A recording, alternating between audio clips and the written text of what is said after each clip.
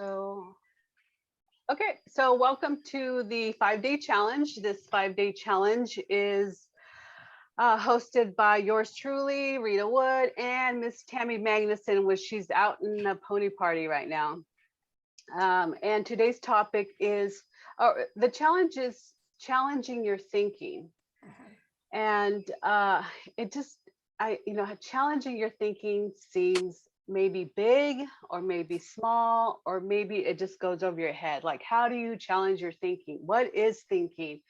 What is the mechanics of the brain? Like, where is the responsibility of you and the responsibility of your brain, and how does that work? So I am a Fast 3FDU Taptics upper level practitioners, and practitioner, and Tammy and I have been trained by Robert Gene Smith.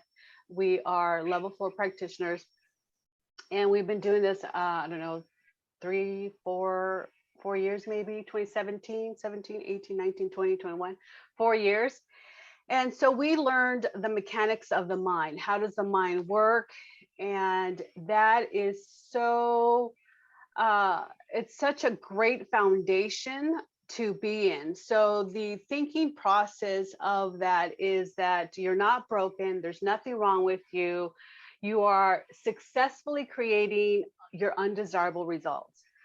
So, and what I like about this mindset is that you don't have to believe anything. You don't have to pray to anything. You don't have to believe in anything besides that you can be here and you can do what it takes to get you from point A, where you are now, to B, where you want to be. So it's always important to know, what is it that you want to get out of? So day one was, what do you want to get out of this call? What do you want to get out of this challenge? So what do you want? And so it's important to write it down. So I want you guys to write it down as I am talking about the mechanics of the brain.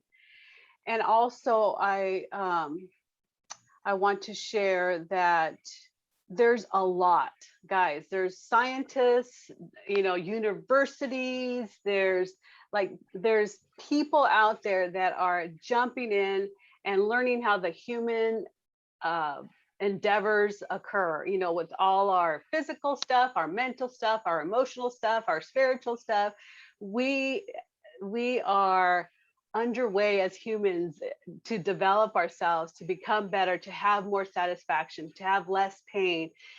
And somehow, and on day 4, we'll talk about how we and why we have problems. But today, I just wanted to keep it really simple, because I want you to get that you can challenge your thinking. There is something in you, that is conscious, like here right now, what you're listening to, who you're listening to, the person who's doing the listening, that's your conscious awareness. And there's the unconscious part of our brain that, knows how to tie shoes, knows how to drive, knows how to put on your shoes, and how to go for a run, how to walk, how to breathe. There's that part of you that does it automatically. So what we learn is that we take control over our thinking. See, for me in the beginning, I didn't think I had a thinking process, for one. And I didn't know that I can change my mind. And I didn't know I had a say in the matter, like how I lived and what I got to do, what I got to produce. I really thought that what was given to me was what I had to deal with, whether I liked it or not. And I used to hear this quote by Abraham Lincoln, that most people are as happy as they make up their minds to be. And I was really annoyed by that, because, like, okay, well, I make up my mind, I want to be happy, and nothing would happen. So in this, with this mindset and challenge your thinking, we are going to, especially day 5, we're going to actually jump in there, and we're going to put your feet to the fire, where you're actually going to be able to test that. You're going to be able to test the mechanics of your mind. You're going to be able to create systems that allow you to to become present, to become aware, and also start questioning how you know things are occurring in your life. So basic, the which I love this, your brain is responding to your mind. Your body is responding to your mind, and in your mind you have thoughts. Those are the thoughts. Those thoughts are going to tell the brain what to do. Cortisone, love hormones, rest, digest, fight, flight, freeze. Your mind is going to tell your brain to produce that. And so if you're having toxic thoughts of fear, dread, worry, concern, your brain starts having those resources that create havoc in your body, right? You get stressed out. I don't know. I go to my shoulders. You get stressed out. I don't even breathe. I don't even know how I'm alive still. But learning how to take over those thought process, learning how to break up the pattern that you have is what is the brain is plastic. So there's neuroplasticity that's occurring. There's neural connections that are occurring every time you have a thought, every time you have a belief, every time you have a perception, every time you have a sometimes you don't even know you have it, but it's information from the past. So here are the 5 ways, maybe 6 ways that you internalize information. So you have internal process and external processes. And we focus on what happens inside. So how do we know what is happening inside? Sometimes, I don't know. I didn't even know I had an inside besides pain and anger. Like that was my insides. I knew that I was either upset, disappointed, or angry. So we have 5 systems. We have sight. So we see through our sight. We get information in through a sight. And if we think of an apple, orange, lemon, lime, you can be either seeing it, internal representation. So you can be seeing your lemon, lime, raspberry, orange, grapefruit. You can be seeing it. Some people could hear it. They just hear the sound, apple, orange. They hear the crunch, and they know that that's how the brain links that information. The smell. You can be thinking, oh, I know an apple because I know it by the smell, right? What are you smelling now around you? Nothing. Anybody smelling any apple? Sensation. The brain gets information through sensation, through smells, through sounds, through sights. And then the brain gets information through sweetness, sourness, salty, right? Through your taste buds. So that's how the brain gets information. And did you know that you can teach your brain to read with just your finger?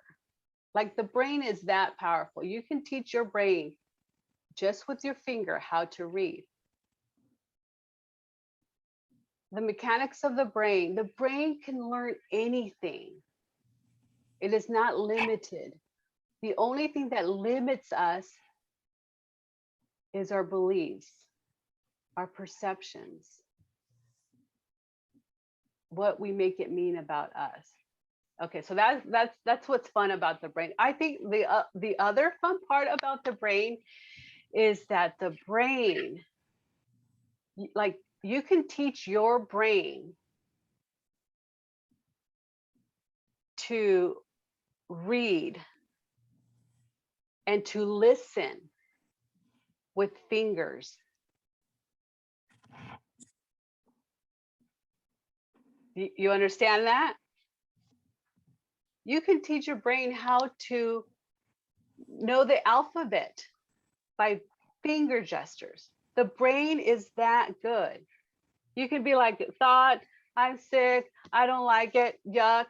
You can teach your brain how to do that, how to read and write with your fingers. Is that amazing?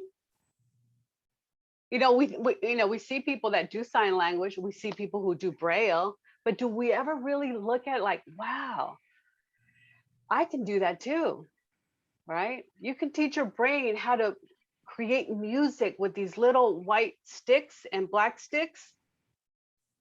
You know what that is, right? The piano. Like, you can teach your brain to do that. So the brain is very powerful. Again, what holds us back is our thoughts. So we have our internal processes, how we experience life, the information we give it by thought. The brain does what the brain's supposed to do, right? It's supposed to talk, vibrate, listen, smell, and it gives you a code of action, because with each of those thought processes, with each belief system, there is information. So we talked about memories on day one. So we go back to memories, right? How we hold memories is information, and we hold it by sensation, we hold it by sight, sound, smell, right? When you eat or smell grass, fresh cut grass, you go somewhere. Where do you go? Inside, and you either have a picture, a feeling of cut grass, a beautiful story, or you can have a whole story that says, I hate cut grass because I remember I had to cut grass. It was hot, it was humid, I hated, I had to get up at 5 in the morning to do it. So that's going to send messages to your brain. And what do you think your brain's going to do? Right? Your brain will, and that's how you start behaving. Okay, so now we're going to talk the part about perceptions.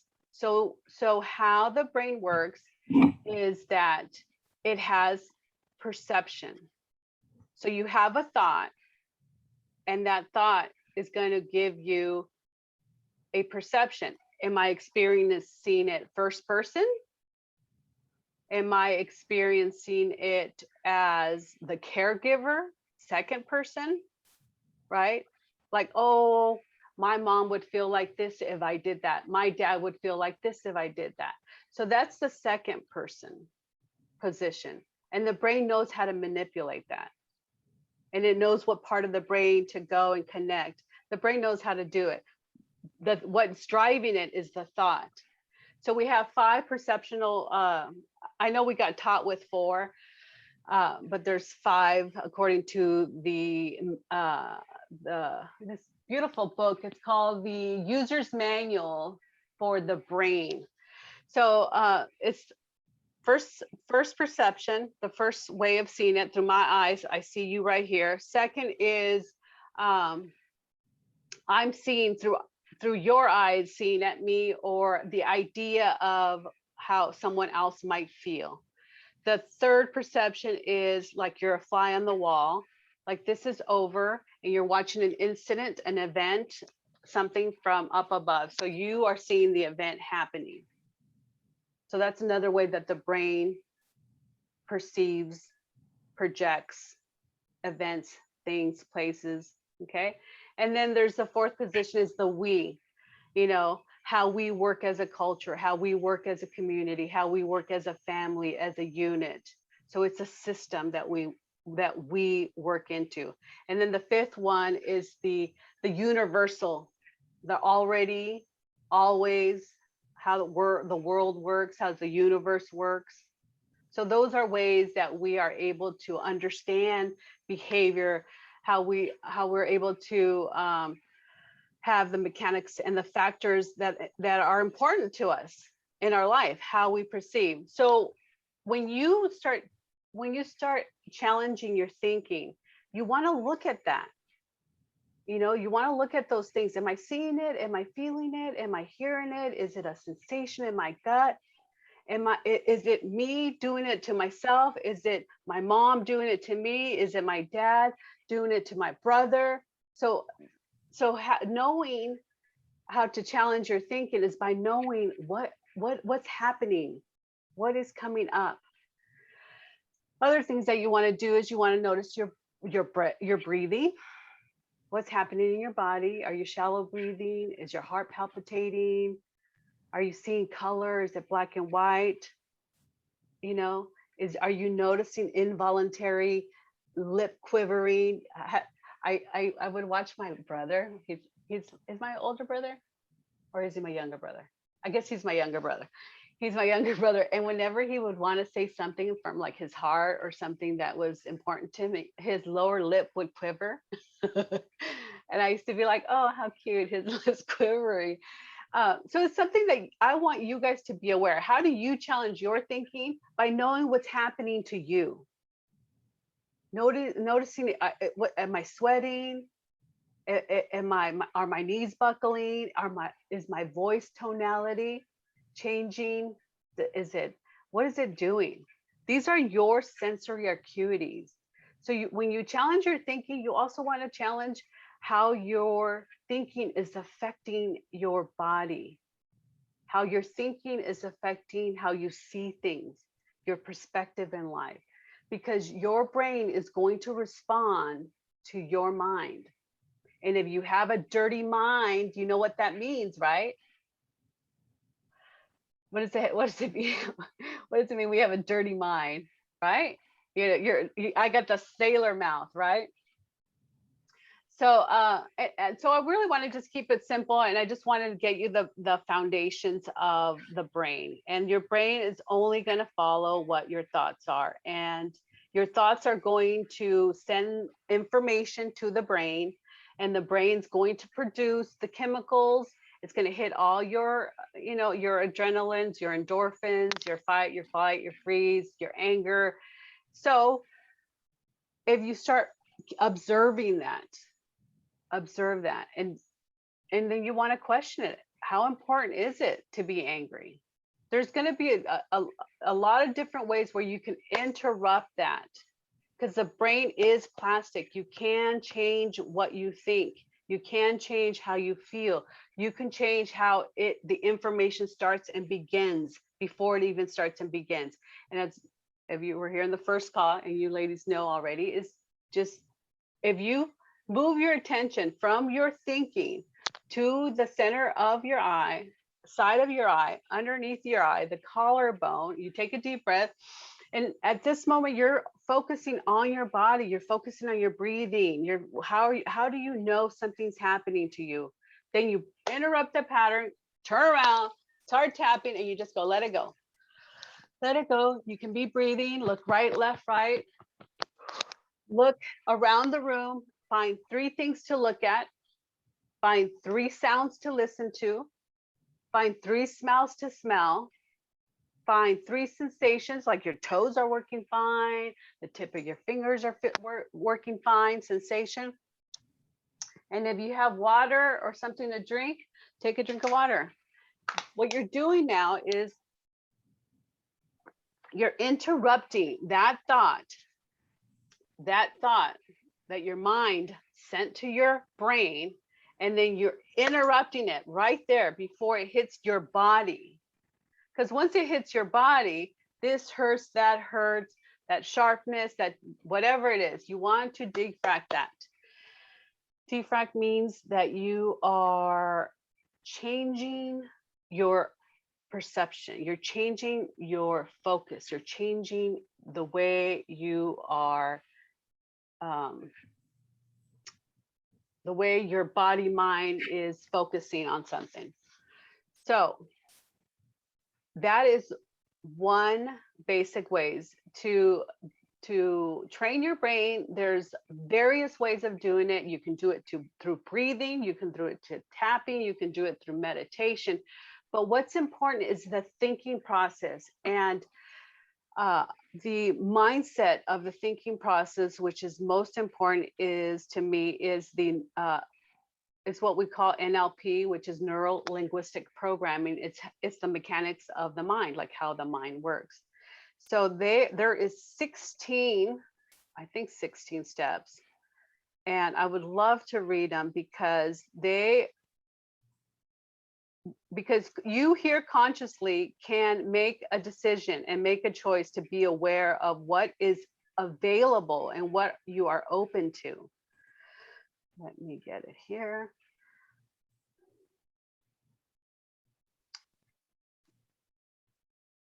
Let's see here. Oh yeah, the most important thing, the brain. You know what the brain does? It deletes, it distorts, and it generalizes. Because it cannot keep everything. It cannot keep 400 million neuro connections. And so it's going to delete, distort, and generalize. Okay. And then we have filters. So when we see something, hear something, smell something, we have a filter. Our brain's going to delete, distort, and it's only going to keep stuff. And it filters through language, words, right? Words can have a lot of meaning, right? Sticks and stones may break my bones, but names will never hurt me, right? Memories, past memories, even future memories. You know, what do we call future memories? Worry, right? You're worrying about something that hasn't even happened. So there's this perceived threat. Any decisions that you make, any vows, decisions, oaths, that is a program. That is what your brain is now going to filter what you do or don't do. Beliefs and attitudes, okay? And emotions, beliefs, attitudes, behavior, actions are going to give you a state of being. You're going to, having those things are going to either have you be happy, satisfied, vital, enjoying life, or they're going to have you miserable, depressed, annoyed, frustrated, and angry. Your beliefs, your behaviors, your actions, your emotions. And how does that happen? It starts with that thought. And then your brain just goes into an automatic and until you capture every thought and you do something about that thought. You question that thought. Do I want more of this?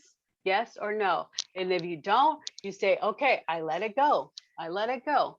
And this could just be simple stuff that you can, these are the fundamentals that you can take anywhere and you can make them bigger.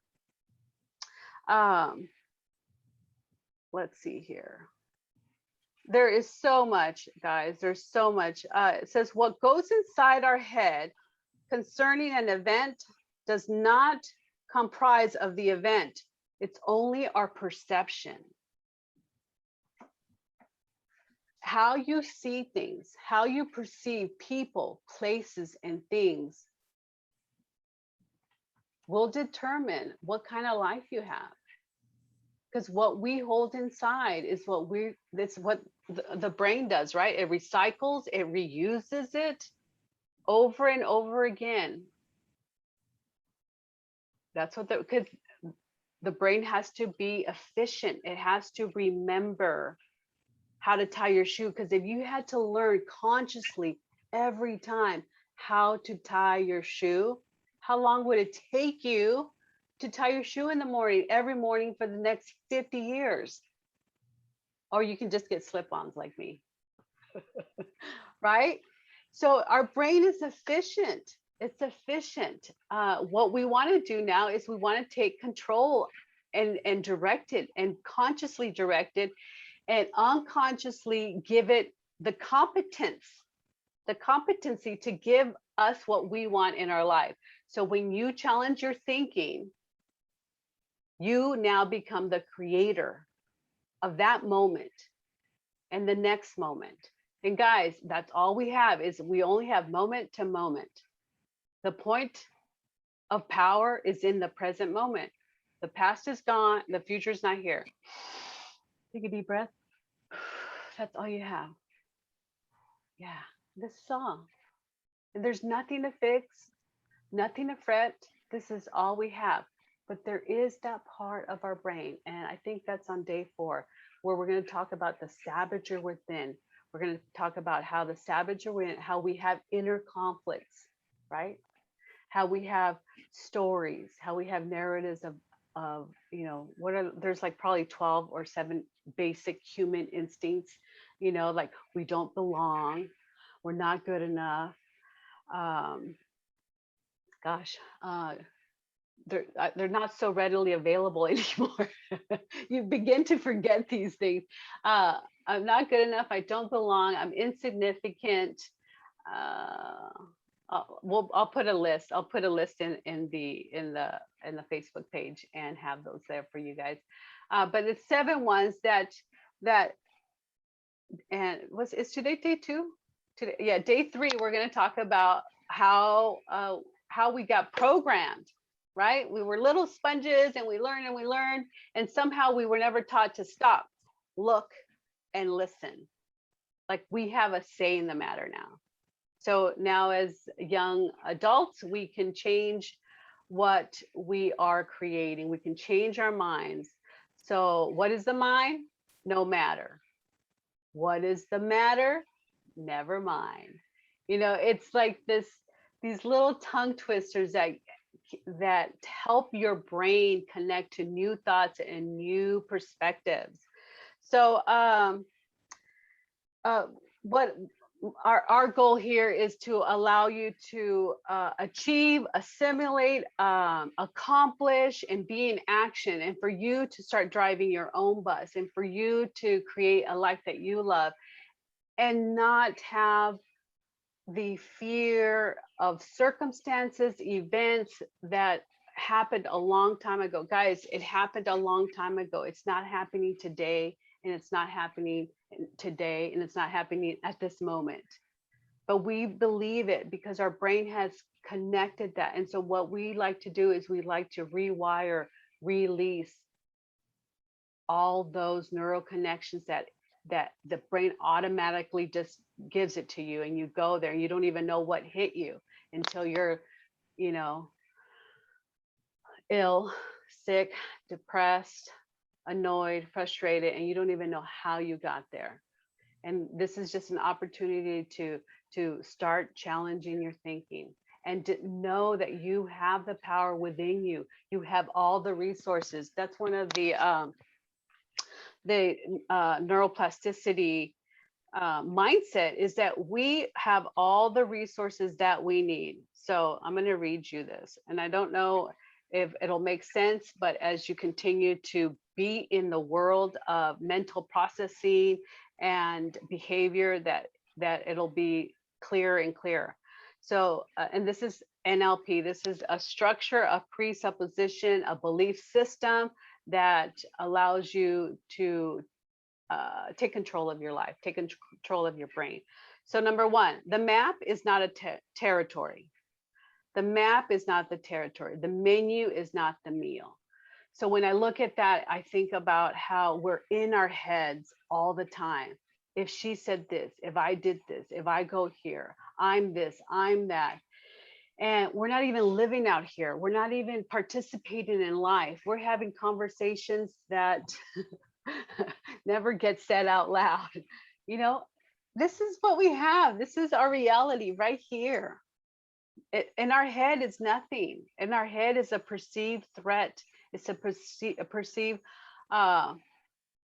thought that it's entertaining. Yeah, if you want to be entertained, be in your head about all the what ifs, all the worries, all the concerns. Okay, mental processing presuppositions. So number 1, you got that one. Number 2, people respond according to their internal maps. So if I have an internal map that I say I'm open and I'm dynamic and I am empowered, if that is my internal map, guess what I get to do? I get to be open, dynamic, and empowered. What is your internal map? What do you say about yourself inside yourself? Right? So this is challenging your thinking. Meaning operates context. Okay, so what you make things mean, that challenge those thoughts. What am I making this mean? What am I making this conversation mean? What am I making this feeling mean? What am I making this relationship mean? I'm not good enough. Is like, what am I make my finances mean? Challenge your thinking. Mind and body are inevitable and they affect each other. So we now we know that our mind affects our brain. You know, our brain, we're putting all these gnarly detox and all this inflammation because our brain's trying to survive this nasty thought, but it affects our brain and it affects our body. And we know that. Science is proven, it's out there. 5 is individual skills. So it's important for us to, this is why we went through the rep system, you know, the representational system. How are you seeing things? Are you hearing things? Are you feeling things? Are you smelling things? How are you doing it to you? What is your process? So when you start challenging your thinking, you're finding out, what am I doing? How am I breathing? How am I sitting? How am I standing? Right?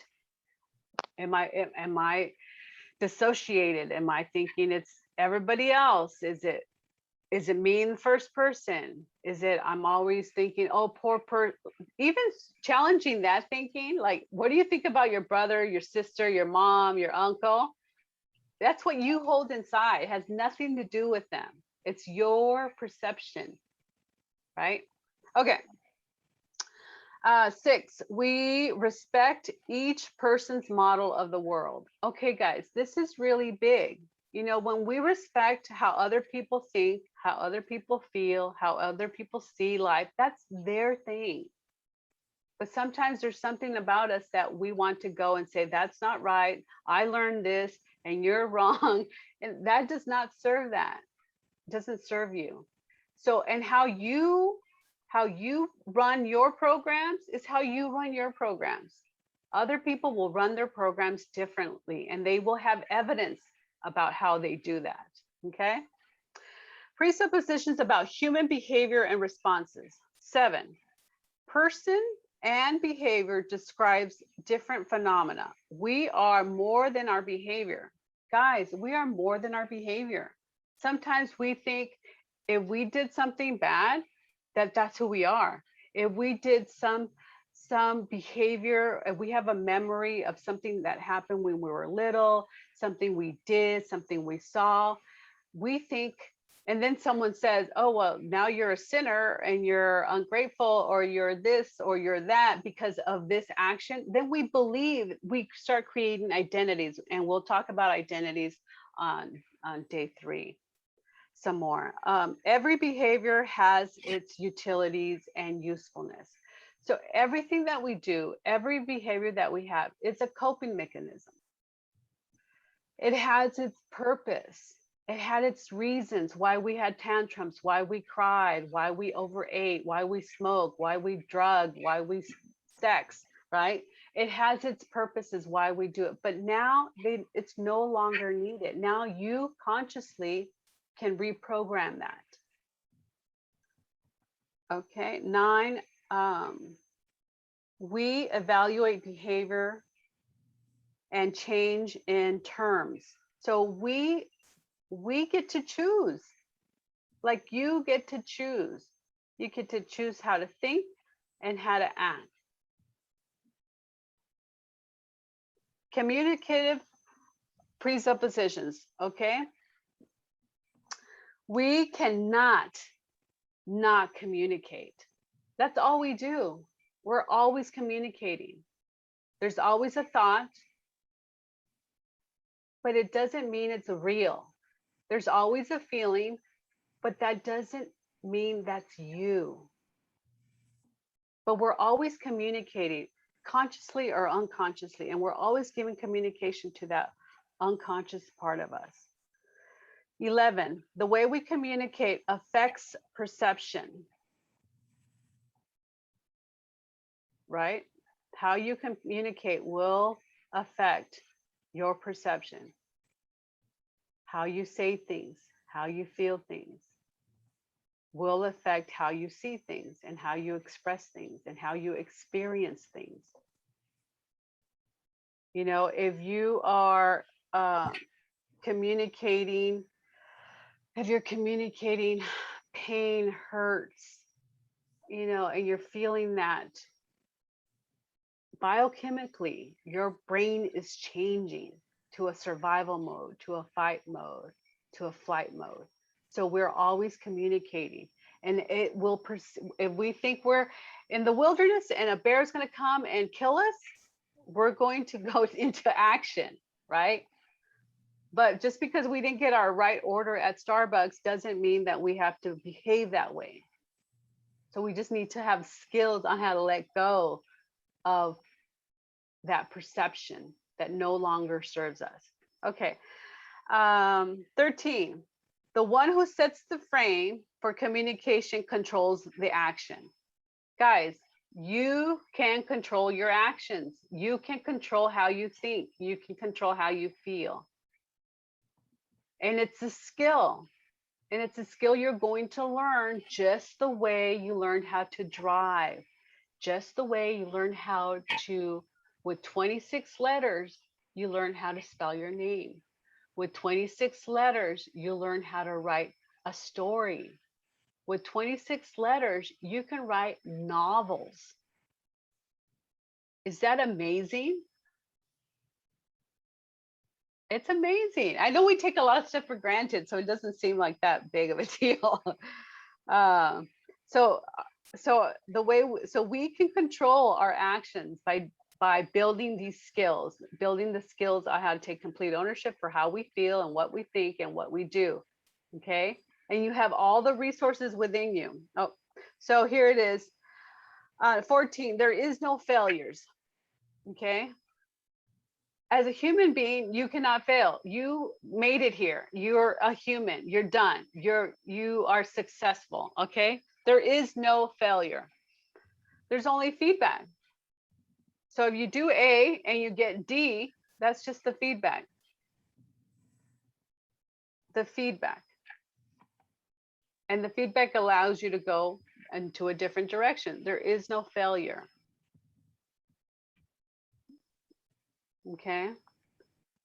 The person with the most flexibility exercises the most influence, right? So if you're flexible, you're going to be able to influence more health, more vitality, more wealth, more generosity, more love. When you, the most flexible one wins, right? And resistance. Resistance indicates a lack of rapport.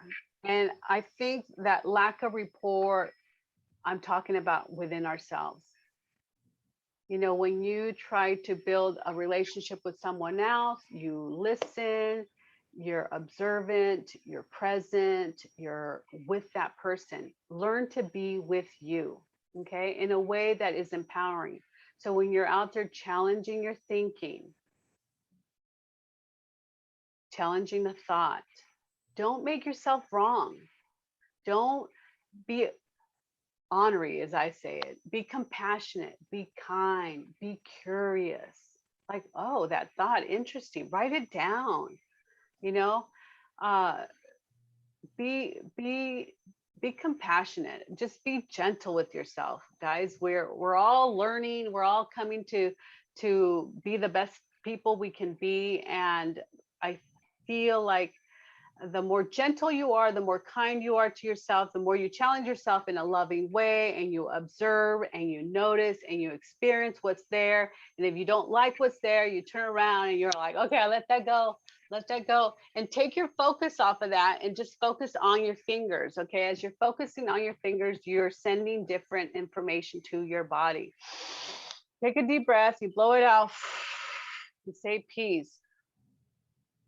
And then you go to happy memory, go to your favorite color, go to your favorite song, whatever it is, it has to be bigger. And look, I'm not saying for you to go work on a trauma. We're not talking about that. We're talking about challenging a thought, challenging your thinking. So when you start building this skill, you start empowering yourself.